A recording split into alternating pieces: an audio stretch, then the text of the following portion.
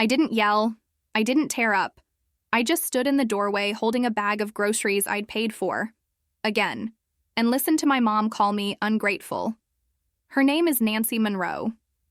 She talks in this cutting way even when she's calm. But that day, calm wasn't in her vocabulary. "You're ungrateful," she snapped, her voice drowning out the fridge's humming. "Get out and don't come back." My dad, Daniel Monroe, hung back by the kitchen counter. He didn't say a word or even look my way, just rubbed his nose like our fight was giving him a headache. And Eli, my brother who's 3 years younger, didn't bother looking up from his phone, still in his sweats at 3 p.m., acting like none of this had anything to do with him. It was Sunday. I came straight from my shift. The grocery bag was packed. With basics: bread, eggs, milk, stuff they always forgot to buy. I brought these things every week, quietly. A routine nobody noticed but everyone expected. I took one last look around the living room. The carpet I'd vacuumed since my teen years. The wall dent from when Eli broke the picture frame but blamed it on the wind. I remember thinking, so this is what it takes to finally not be their go-to person anymore? So I walked out. Nobody tried to stop me. Not my dad. Not even the kid I once called my little brother. I moved out at 17, not because I hated home back then, but because staying would have crushed me. My parents loved saying they raised me right. But the truth? I raised myself quietly so they wouldn't have to bother. We weren't poor exactly, but money was always tight. Bills showed up late, food ran low near month's end. Lights flickered sometimes, not from storms, but because nobody paid the electric bill on time. I started working at a diner on Route 18 after 10th grade. First as a hostess, then bussing tables when they needed help, then waiting tables even though I wasn't legally old enough to serve alcohol. Nobody asked questions. Nobody cared. Mom never drove me there. Dad never picked me up late nights. But they sure made a big deal about sighing when they saw me putting tips in my jar labeled college. By senior year, I was doing homework at 2 a.m. between double shifts. Still graduated with honors. Still got a full ride to state. Nobody from my family showed up for orientation or move-in day. I rented a truck and moved myself. That became our pattern. I handled everything. They let me. Eli was different. Always was. They called him the baby. Their words, not mine. He had mild asthma as a kid, which they treated like a major illness. Every scraped knee was an emergency. Every failed test was the school's fault, or the teacher being unfair, or some learning problem that never actually showed up in testing. He dropped out of community college twice, quit 4 jobs in 1 year, moved back home at 24 to reset, and just stayed. Through all this, they never stopped calling him special. They told friends he was finding his path, that some people need more time. Nobody ever asked what path I was finding. I was too busy paying bills nobody else seemed to notice. The first time my mom brought up the mortgage, she didn't use the word help. She said, "Claire, we're a bit tight right now. Just a little short this month." That was 2 years ago. At first, I sent a few $100s for groceries, gas money, some utility bills. Then came the water bill, then electricity, then the mortgage. The amounts kept growing. Their thank yous became rare, then stopped. I don't even remember when I started paying the whole mortgage. We never talked about it, just silence from them and a monthly reminder in my calendar. Eli once joked I'd become the family backup plan. I laughed, but it stuck in my throat because deep down, I knew. I wasn't their daughter anymore. I was just a regular bank deposit. Yet when I walked through that door with groceries last Sunday, they looked at me like I was being selfish. Like I was taking from them, not giving. Isn't that strange? How you can give so much for so long that people forget it was ever you giving in the first place. My new apartment wasn't fancy. 1 bedroom. Thin walls. A heater that creaked like it wanted to join the conversation. But it was mine. I painted my kitchen cabinets light blue and put a plant by the window that I usually remembered to water. There was no yelling, no eye-rolling, sighs, no surprise bills sliding under my door like threats, just peace and quiet. For the first time in forever, I could breathe deeply. Not the shallow breaths you take when you're waiting for someone to need something. Real breathing. the full lunged, nothing hanging over me kind. I slept well. I cooked just for me. I watched trashy TV and left dirty dishes in the sink because I felt like it. And guess what? Nobody said a single word about it. No calls, no messages, not even a text from Eli, which felt like its own kind of freedom. My phone stayed quiet, and that silence felt amazing. I wasn't expecting praise, but I thought maybe, just maybe, someone might check if I was okay. They didn't. Then, 3 months later on some random Tuesday, my phone buzzed. A message from Dad. Just one line. "Why haven't you sent the mortgage money this month?" I stared at my screen for ages, not mad, not surprised, just empty, like someone knocking on a door I'd locked for good reason. All I could think was, of course. It was never about me. It was always about the house and money. I didn't answer right away. Instead, I put my phone face down, made coffee, and sat in silence. No music, no TV. Just that message hanging in the air like a mosquito I refused to swat. An hour went by, then another. When I finally checked my phone again, 5 new messages had piled up. 3 from Mom, 1 from Eli, another from Dad. "Claire," the bank called. "We're behind. How could you do this to us? You know we can't afford this." Eli's message was exactly what I expected. "Are you really letting them lose the house just to make a point?" There it was, the guilt trip, right on schedule. Not one of them asked how I was doing. Not one said, "We miss you." Not one mentioned that they'd told me word for word, "Don't come back." They didn't want me. They wanted my money. That's different. I felt it like cold air sneaking under the door of a house that used to feel warm. I waited another hour. Then I answered Dad's original message. Just one line. I thought I wasn't welcome anymore. I put down my phone and then it started. A flood. Buzz, buzz, buzz, calls, texts, voicemails like a dam broke. Suddenly my absence was a big problem. Suddenly I mattered again. But not as their daughter. No, as the only person who ever took charge. And now the only one refusing to keep doing it. They didn't stop all night. I turned off notifications, but my phone kept lighting up every few seconds. Like the world was ending, and only I could save it. "Claire, answer your father. He's worried sick. We didn't raise you to act like this. You're just being spiteful." Spiteful. That word hit me hard. Not sacrifice, not support. Not years of giving without thanks. Spiteful, like I was holding back something they deserved. At midnight, Eli called. I let it ring. Then came his voicemail.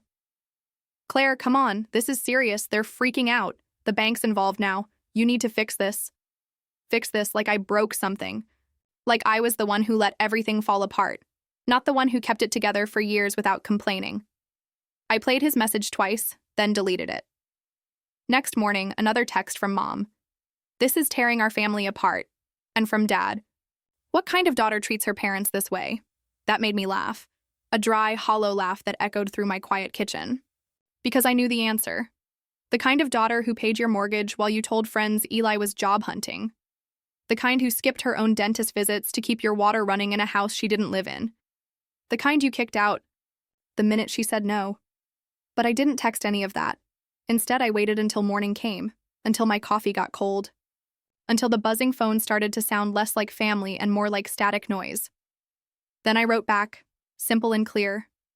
Not my problem anymore. This time, I didn't flinch when more calls came in because I finally understood. I wasn't being mean. I was just done. For a while, I told myself not knowing was better. That silence was easier than confirming what I already suspected. But silence has weight too. It sits on your chest during quiet moments and whispers things you try to ignore. Eventually, that whisper turns into a question you can't unhear. Where did all that money go? I had been sending money every month, on time, without fail. For groceries, for bills, for the mortgage. They never said thanks, but they never told me to stop either, and I never asked for proof. Maybe that was my mistake. So one morning, I did what I should have done months earlier. I called the bank. Not to start trouble, just to ask questions. A A woman answered, polite and professional with a friendly Midwestern voice. She asked for the mortgage account number and some security information, then put me on hold for a minute. When she came back, her tone had shifted slightly. It looks like the account stopped receiving your payments about 7 months ago.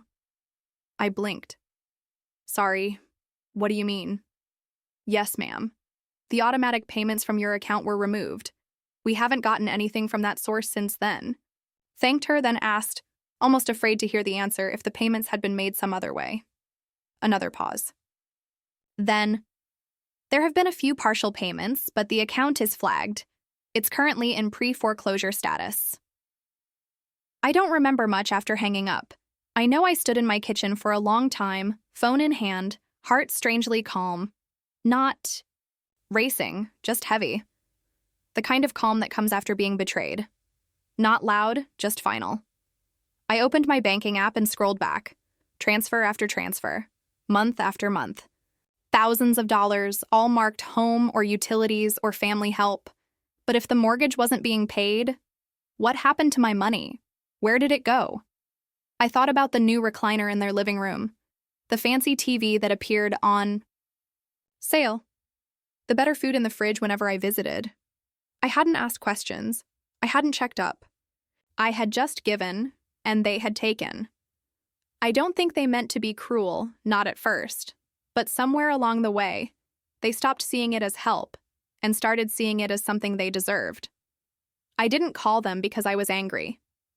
I called because I was tired of guessing. And when you've given people years of silence, what you get back isn't always truth, but it often brings clarity. I started with Eli. He picked up fast, like he'd been waiting for me to give in. His voice came out rushed, defensive, emotional. Right from hello. He said Mom couldn't sleep, that Dad had gone quiet, that the bank called again.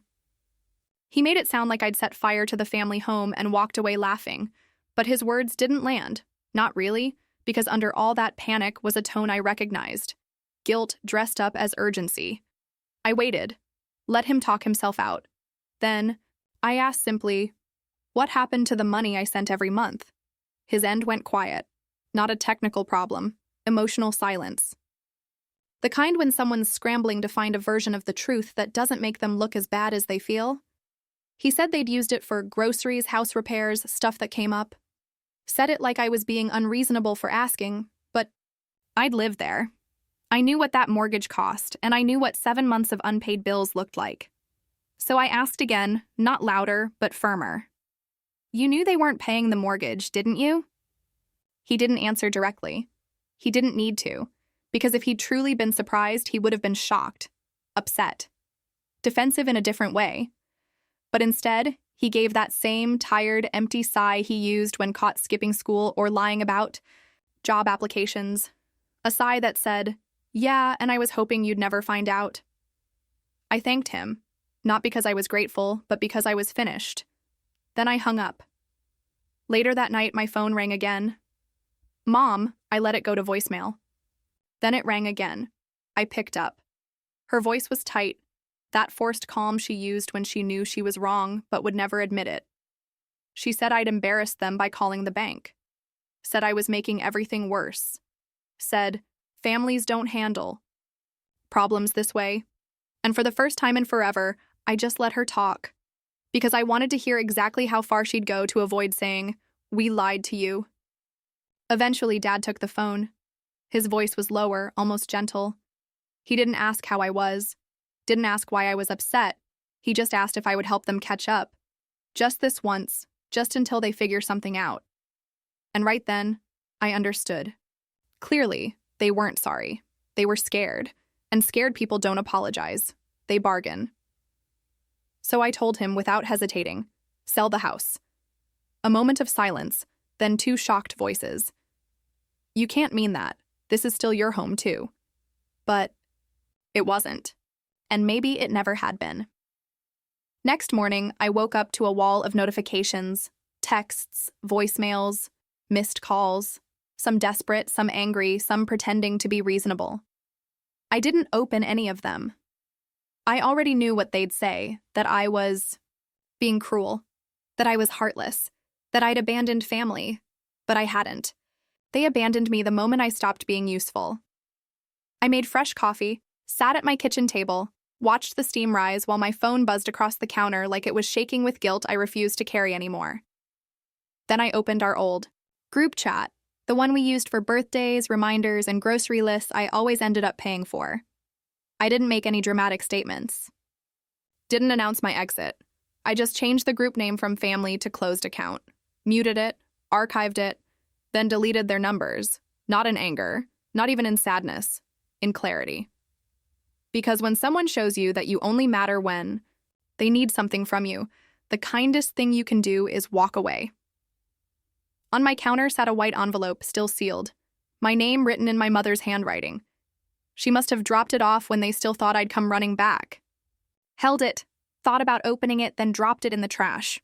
No drama, no message, just letting go. And in that moment, with nobody watching, nobody clinging, nobody calling me selfish, I felt something I hadn't felt in years. Lightness. I didn't leave because I stopped loving them. I left because they only loved the version of me that paid their bills and never questioned them. And when that version disappeared, so did their idea of family. Some might think that sounds cold. But there's nothing cold about protecting parts of yourself that nobody else ever bothered to care about. I don't need them to understand me. I just need them to stop pretending they ever really saw me. Because I was there, every day, every month, until I wasn't. And now? Now they can finally feel the silence they spent years pretending wasn't hurting me.